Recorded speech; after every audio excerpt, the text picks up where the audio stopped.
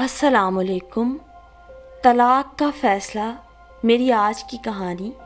लेकिन कहानी शुरू करने से पहले अगर आप हमारे चैनल पर पहली दफ़ा आए हैं या आपने अभी तक सब्सक्राइब नहीं किया तो बिया और माला को सब्सक्राइब करना ना भूलिए। Mrs Rameen Firoz, is this your good name? Barrister Shah ने उसे बागौर देखते हुए पूछा। जी हाँ, आप अपने शोहर फ़िरोज़ खान से तलाक लेना चाहती हैं? जी बिल्कुल। शादी के 20 साल बाद? जी हाँ, 20 साल बाद, जबकि आप 4 बच्चों की माँ हैं। फिर भी? जी हाँ, फिर भी। इसकी कोई ख़ास वजह? अगर आपको कुछ नापसंद हो तो उसे छोड़ने की यही एक वजह काफ़ी है शाह साहब। 20 साल बाद ये ख्याल आना कि मुझे ये इंसान पसंद नहीं, बहुत अजीब लगता है। 20 साल बाद भी अगर कोई हमें ये एहसास दिला दे कि हमने अपने 20 साल ज़ाया कर दिए तो हिम्मत आ जाती है। अब रामीन को बैरिस्टर शाह पर गुस्सा आने लगा था। शाह साहब, अगर आपको ये केस लड़ना है तो प्लीज़ मुझे इरिटेट करने वाले सवालात मत करें। तफसीलात मैंने अपनी फ़ाइल में लिख दी हैं। देखिए रामीन, अगर आप शादी के 18 या 20 दिन बाद भी तलाक की गर्ज से मेरे पास आती तब भी मैं यही कहता। अब तो फिर 20 साल है, यानी आपको केस नहीं लड़ना? जी नहीं। लेकिन ये एक लेडी वकील हैं। शाह साहब ने एक कार्ड उसकी जानिब बढ़ाया। माजरत, मगर मैं आपका केस नहीं फाइल कर सकता। क्योंकि? इससे आगे उसने नहीं सुना। कार्ड पकड़ा और झटके से उठ खड़ी हुई। घर आई तो बच्चे स्कूल कॉलेज से आ चुके थे। उसने बच्चों के सलाम का भी ठीक से जवाब नहीं दिया, अपने कमरे में चली आई। थके जहन ने जिस्म पर भी थकावट तारी कर दी तो सो गई। अगले ही दिन दोपहर का खाना जल्दी जल्दी तैयार करके कार्ड पर दिए एड्रेस पर मौजूद थी। मिसेस शाहिदा सुल्तान, एडवोकेट, फैमिली कोर्ट। दरमियानी उम्र की बहुत सोबर खातून थी, मगर वही सवाल जवाब जिनसे वो पहले ही तंग आ चुकी थी। 20 साल बाद 4 बच्चों के साथ तलाक? क्यों? खुद पर इख्तियार ना रहा तो रामीन बेइख्तियार रो पड़ी। मिसेस सुल्तान अपनी जगह से उठी, उसे हौसला दिया और उसे सब तफसीलन बताने का कहा। हम 3 बहन भाई थे मिसेस सुल्तान। 2 भाइयों की छोटी और लाडली बहन थी।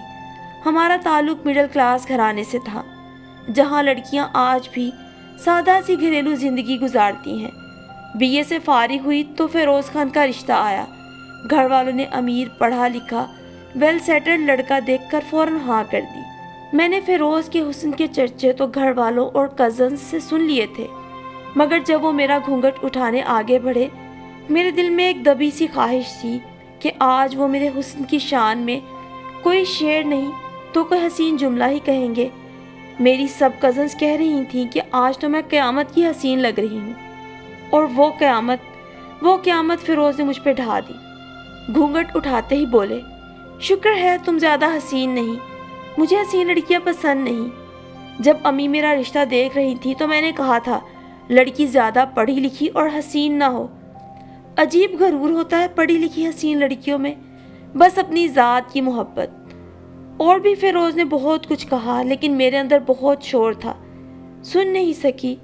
आंखों में दुख से आंसू आ गए, मगर अपनी शान में कसीदे पढ़ने के सिवा फ़िरोज़ को और कुछ दिखाई न दिया, वरना मेरी आंखों का फैलता काजल वो देख लेता। क्या आज पहली रात उसकी शरीके हयात को उससे कितने हसीन अल्फाज की तवक्को थी। खैर, अगली सुबह मैंने अपने जहेज़ के कपड़ों से रॉयल ब्लू मकेश का सूट निकाल कर पहना। मेरे घर वाले आने वाले थे।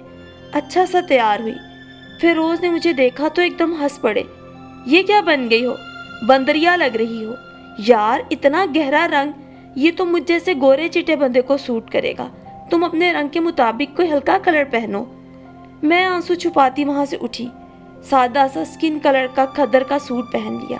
अब ठीक है, तुम्हारा रंग सांवला है, इसकी मुनासिबत से कपड़े पहना करो।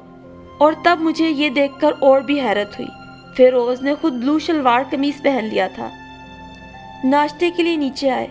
मेरी बड़ी नंद तो मुझे देखते ही बोलने लगी, ये कौन सा सूट है?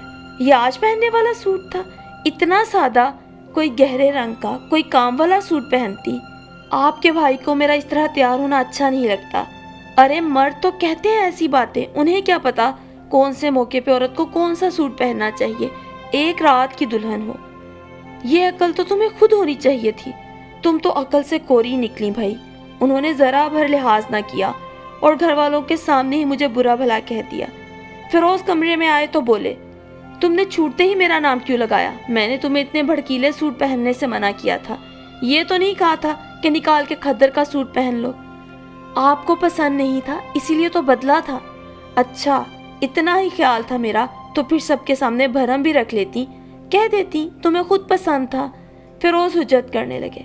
ये तो झूठ हो जाता। मुझे तो गहरे रंग बनना संवरना बहुत पसंद है। बस ये कह के मैं पछताई क्योंकि फिरोज का जुमला बहुत सख्त था। गहरे रंग तो पहनने चाहिए, लेकिन बंदे को ये भी तो सोचना चाहिए उस पर जच क्या रहा है। इतना गोरा रंग नहीं तुम्हारा कि हर रंग उठा के पहन लो। सांवली रंगत है, देख सोच के कपड़े पहना करो। फिरोज के इस जुमले से ही मेरा दिल टूट गया। अपने खोल में ही कहीं मैं बंद होके रह गई। अपने जहेज और बरी के सारे अच्छे खूबसूरत रंगों के कपड़े, जेवर, जूते सब उठाकर मैंने अलमारी के निचले खानों में दफना दिए। कहते हैं शादी के शुरू के दिनों में औरत के वजूद से रानाई खुद ब खुद फूटती है। कम से कम तर शक्ल की औरत निकाह के बंधन में बन जाए तो एक पुरस्रार सी कुदरती चमक उसके मामूली चेहरे को गैर मामूली बना देती है। लेकिन फिरोज के गरूर और खुद पसंदी ने मेरे वजूद की हर रानाई छीन ली। वो बांकपन, वो भोलापन जो मेरी ज़ात का हिस्सा था, जो मेरे चेहरे की खूबसूरती थी, मुझसे छिन गई।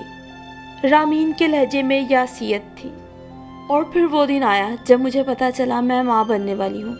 मैं उस दिन बहुत खुश थी। पूरा दिन फिरोज़ को ये खबर सुनाने को बेताब रही। शाम को वो आए तो मैंने अपना मैरून काम वाला सूट पहन लिया। दिल चाहा उनके कंधे पे सर रख कर ये खबर सुनाऊं, मगर वही मेरे अंदर मौजूद फितरती झिझक आड़े आ गई। दूर से ही खड़े खड़े खुशखबरी सुनाई, मुबारक हो, मेरे बच्चे का ख्याल रखना। बस इतना ही कहा उसने। मुझ में जो झिझक थी वो फिरोज़ की सर्द महरी से और भी बढ़ गई। और फिर ये खौफ कि मेरी किसी बात पर वो मुझे झिड़क न दें। जवाबन मेरे दिल के कितने ही टुकड़े हो जाएंगे, कैसे समेटूंगी इनको। खुद को मैं अपने ही अंदर समेटती गई। यह ख्याल अब मेरे और उनके बीच फासले बढ़ाने लगा। फिरोज़ के 6 बहन भाई थे, 2 भाई 4 बहनें। उनकी वालिदा अपने बड़े बेटे के पास लाहौर में रहाइश पजीर थी। फिरोज़ के यहाँ खुशखबरी का पता चला तो कुछ दिन हमारे पास रहने आ गई। मैंने पहले ही दिन मुख्तलिफ खानों से मेज़ भर दिया कि खुश होंगी, मगर मेज़ पर बैठते ही गुस्से से बोली, मैं क्या खाऊंगी? अभी मैं कुछ कहती, फिरोज़ बोल उठे, अम्मी को शुगर है, उनका परहेजी खाना बनता है।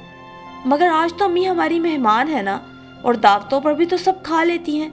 सोचा आज खा लेंगी, कल से परहेजी खाना बना दूंगी। फिर क्या था, फिरोज़ और उसकी अम्मी एक हो गए। देखा बेटा कैसी जुबान है इस लड़की की। फिरोज़ भी शुरू हो गया, मेरी अम्मी मेहमान नहीं है, ये उनका अपना घर है। मैंने वहाँ से उठने में आफियत जानी, फ़ौरन कौरमे का डोंगा उठाया, उसका शोरबा पतला किया, घर की रोटी पकाकर उनको दी। इस आफत से जान छूटी तो सास ने अगले ही दिन चारों बड़ी नंदों और जिठानी को, जो कि किसी काम से कराची आई हुई थी, खाने पर बुला लिया। मैं परेशान थी कि फिरोज़ दफ्तर हैं, सब कुछ कैसे मंगवाऊं। अम्मी के पास जा बैठी, अम्मी हम ये सब कैसे करेंगे? मेरे पास तो पैसे नहीं होते। फिरोज़ मुझे चीज़ें ला देते हैं, पैसे नहीं देते। बस ये कहना था, भड़क उठी। तुम्हें पैसे क्यों नहीं देता ये तो मुझे रात समझ आ गया। 2 बंदों के खाने पे तुमने इस कदर फजूल खर्ची की, क्यों दे पैसे तुम्हें वो? कितना रिस्क तुमने ज़ाया कर दिया, और आज मेहमानों के लिए तुम्हारे पास कुछ नहीं। सुघड़ लड़कियों के ये चाले नहीं होते बीबी, वो घर में रूखी सूखी खा के भी आए गए के सामने मेज़ भर देती हैं। थोड़ी देर बाद अम्मी ड्राइवर के साथ गईं और सब कुछ ले आए। मैंने पूरा दिन किचन में गुजारा, सब चले गए, बर्तन समेटे, थकी हारी कमरे में आई। तुमने अम्मी से क्या कहा कि तुम्हारे पास पैसे नहीं होते? बात करने का ढंग नहीं। मेरे कमरे में दाखिल होते ही फिरोज़ फट पड़े और मैं सोचने लगी कि जो औरत हर वक्त शोहर की जली कटी सुने, शोहर की सर्द मिजाजी सहे, वो अच्छी बात कैसे कर सकती है? तुम इस काबिल नहीं थी कि तुमसे शादी की जाती। बुरी किस्मत जो तुम पल्ले पड़ गई। किस्मत नहीं, तुम्हारी माँ ने मुझे तुम्हारे पल्ले बांधा। मेरा जब जवाब दे गया। फिरोज़ के साथ साथ उसके घर वाले भी हर दम मेरी तजलील करते, कोई मौका जाने नहीं देते थे कि खुद को अक्लमंद और मुझे दुनिया की बेवकूफ़ तरीन हस्ती साबित ना करते। कनपटियाँ गुस्से से फड़क रही थीं, दिल की हालत अजीब हो गई। अगले ही लम्हे मुझे होश न रहा। आँख खुली तो अस्पताल में थी। लेडी डॉक्टर ने फिरोज़ को खूब डांटा। तुम्हारी बीवी नाजुक दौर से गुजर रही है, आज बीपी इतना शूट कर गया, फिर कभी ये हुआ तो तुम्हारा ही नुकसान है। यूं फिरोज़ की ज़ुबान कुछ दिन के लिए बंद हो गई। मेरी सास सब हालात भांप चुकी थी, सो मुझे ही उल्टा कहकर कि भाई कितना तुम मियाँ बीवी लड़ते हो, अपनी बेटी के यहाँ चली गई। जिस दिन हीरा इस दुनिया में आई, मेरी ज़िंदगी का सबसे खूबसूरत दिन था। मेरी ज़ात की तकमील हो गई, मैं माँ बन गई। गुलाबी सी गुड़िया प्यारी और नाजुक लग रही थी, जो देखे फिदा हो जाए। फिरोज़ तो दीवाना ही हो गया अपनी बेटी का। मेरी बेटी कितनी प्यारी है ना, वो हर किसी से इसी तरह के जुमले कहता। मेरी बेटी मुझ पर गई है, शुक्र है गोरी चिट्टी है। उसकी तमाम बहनें भी उसकी हाँ में हाँ मिलाने लगी। शुक्र है भाई दधियाल पर गई है, माशाल्लाह बड़ी खूबसूरत है। मेरी बेटी की तारीफ हो रही थी, मेरा दिल खुश था, लेकिन तारीफ का ये अंदाज एक दफ़ा फिर मेरा दिल जला गया। मेरी बेटी का नाम हीरा होगा, फिरोज़ ने कह दिया तो बस फैसला हो गया। फिर हर चीज़ में उसकी रट यूं ही शुरू हो गई। मेरी बेटी को भूख ना लगी हो, मेरी बेटी का ख्याल रखो, देखो रो रही है। मेरी बेटी के कपड़े तब्दील कर दो, मैं उसे बाहर ले जाऊं। मेरी बेटी रो रही है और तुम मज़े से सो रही हो। मेरी बेटी की ये रट मुझे चिढ़ाने लगी। आपका क्या ख्याल है, आप मुझे नहीं उठाएंगे तो हीरा के रोने से मेरी आंख नहीं खुलेगी? उनकी रोज़ रोज़ की इस तकरार से तंग आकर मैंने एक रात उन्हें सुना दिया, ये मेरी भी बेटी है, रोएगी तो मैं उठ जाऊंगी। दुनिया की सारी माएँ उठती हैं, तुम कोई अकेली नहीं उठती। हम दोनों मेरी बेटी तुम्हारी बेटी के चक्कर में पड़े रहे और फिर यूं ही बदमज़ा ज़िंदगी गुजरने लगी। मैं 4 बच्चों की माँ बन गई। हीरा के बाद हाजिक, फिर हमना और हमजा सबसे छोटा। हाजिक आदात में अपने बाप से बहुत मुख्तलिफ था, बहुत हसास, मोहब्बत करने वाला, ना कि बाप की तरह खुद परस्त। शायद मुझे कभी एहसास भी ना होता और ये फैसला ना कर पाती। जब एक दिन बच्चे लड़ रहे थे, फिरोज़ कमरे में सर दर्द के बाइस रेस्ट कर रहे थे। शोर सुनकर मैं बच्चों को चुप कराने बाहर आई। इतने में ही फिरोज़ आ गए। आओ देखा ना ताओ, हाजिक के मुंह पे थप्पड़ रसीद कर दिया। 17 साला हाजिक को थप्पड़ पड़ा तो गुस्से में घर से बाहर चला गया। मेरी हालत ख़राब होने लगी कि अगर गुस्से में उसने बाप को उल्टा कुछ कह दिया तो क्या होगा। फिरोज़ हस्बे आदत मुझे गालियाँ देने लगे कि यह सब मेरी गलत तरबियत है। न जाने कौन सी मनहूस घड़ी थी जब उनकी मुझसे शादी हो गई। मैं वहीं बैठकर रोने लगी। बच्चे सहम कर इधर उधर भाग गए। अजनबी आवाज़ पे चौंकी, रामीन तुम ठीक हो? सर उठाकर देखा तो जहाँ थी वहीं रह गई। शर्मिंदगी से समझ ना आए कि ज़मीन से उठूं कि नहीं। बड़ी खाला के बेटे रामिश भाई सामने खड़े थे। वो बहुत सालों से कनाडा में मुकीम थे। हर साल जब पाकिस्तान आते तो मुझे मिलने ज़रूर आते। आज भी तहाइफ लाए थे। मैंने खुद को संभाला, ज़मीन से उठी और उन्हें बैठने के लिए कहा, मगर वो ये कहकर चले गए कि अभी मुनासिब मौका नहीं, फिर कभी आऊँगा।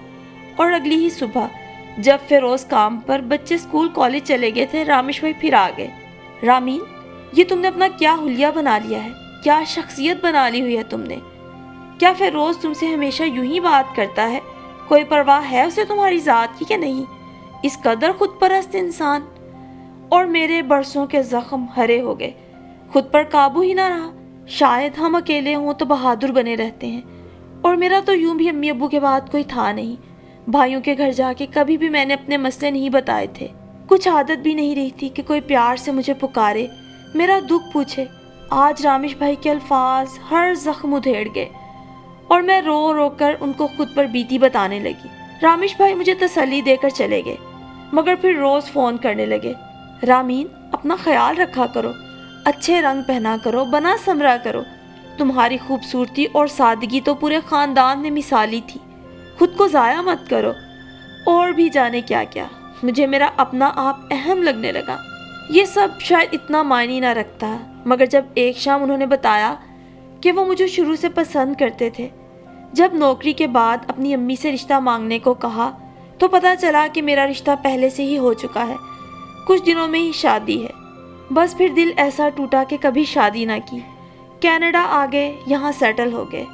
अगर तुमको कभी भी ये लगे کہ تم فیروز کے ساتھ صرف اس لیے رو رو کر زندگی گزار رہی ہو کہ تمہارے پاس کوئی راستہ نہیں، تو یاد رکھنا میرا دل اور میرا گھر آج بھی تمہارے قدموں کی ایک آہٹ کے منتظر ہیں۔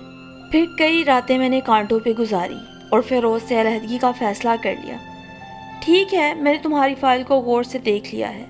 صورتحال میں اگر کہیں کوئی گنجائش نکلتی ہو تو ضرور سوچنا۔ آخر آپ سب لوگ مجھے ہی سوچنے کا مشورہ کیوں دے رہے ہیں؟ یہ میرا قطعی فیصلہ ہے۔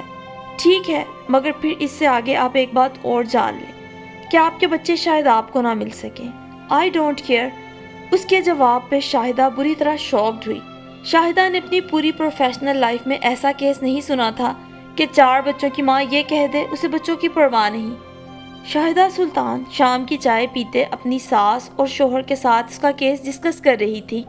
علیحدگی تو نہیں ہونے دوں گی میں امی، اس کی جوان بچوں کی ماں ہے، اس کا بیٹا بھی اتنے نازک دور سے گزر رہا ہے، کتنی خطرناک عمر ہوتی ہے امی یہ بچوں کی، انہوں نے اپنی ساس سے کہا جو اب تک خاموش بیٹھی تھی۔ اسے یقین تھا کہ وہ کچھ بھی کہیں گی تو یقیناً پتے کی بات ہی ہوگی۔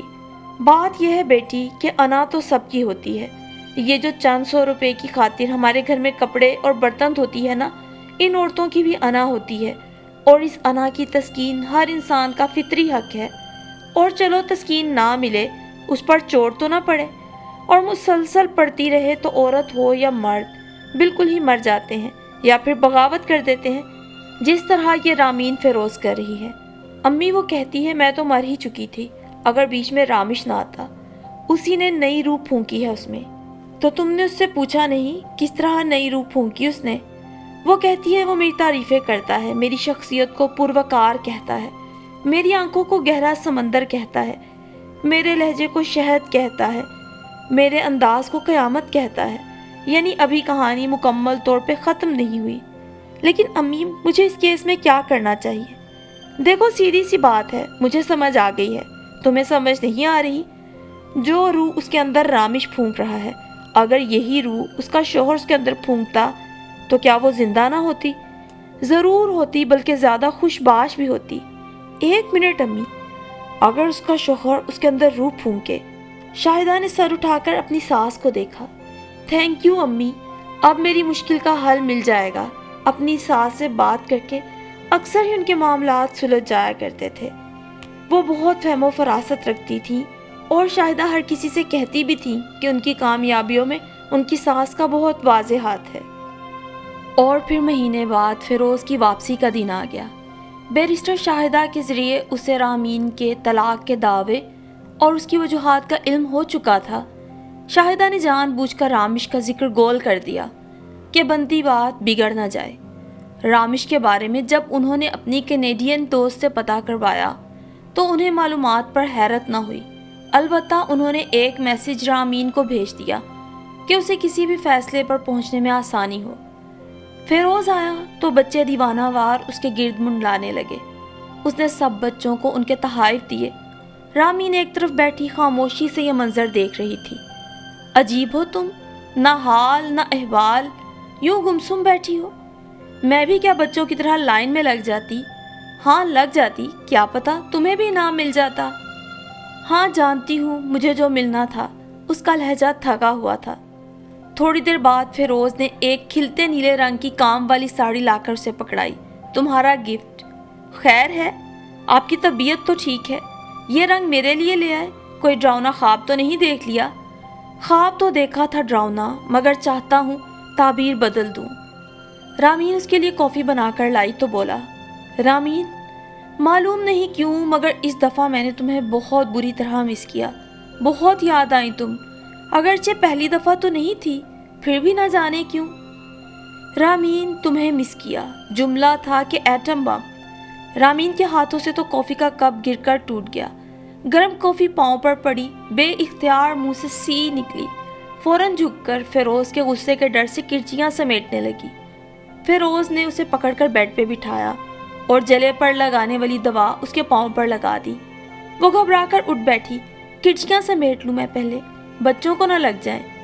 ہاں ہاں اٹھا دو، سب کرچیاں اٹھا دو، ہمارے 4 بچے ہیں، کہیں کوئی زخمی نہ ہو جائے۔ ہمارے 4 بچے ہیں؟ آج فیروز اسے حیران کر رہا تھا۔ ورنہ تو پچھلے تمام 20 برسوں میں ہر چیز صرف فیروز کی تھی، اس کے بچوں سمیت۔ کام کرتے بھی فیروز کا یہ جملہ، ہمارے 4 بچے ہیں، کوئی زخمی نہ ہو جائے، رامین کے کانوں میں گونجتا رہا۔ صبح اسے بیرسٹر شاہدہ کے پاس بھی جانا تھا، طلاق کے پیپرز پر حتمی سائن کرنے۔ جانے سوچتے سوچتے تھک کر کب لاؤنج کے صوفے پہ ہی سو گئی۔ صبح فیروز نے ہی بچوں کو ناشتہ وغیرہ کروا کے اسکول کالج بھیجا۔ مجھے اٹھا دیتے، آپ سفر کے تھکے ہوئے تھے۔ جب اس کی آنکھ کھلی تو فیروز کولر میں پانی ڈال رہا تھا، جو کہ کولر میں کم سلیب پر زیادہ گر رہا تھا۔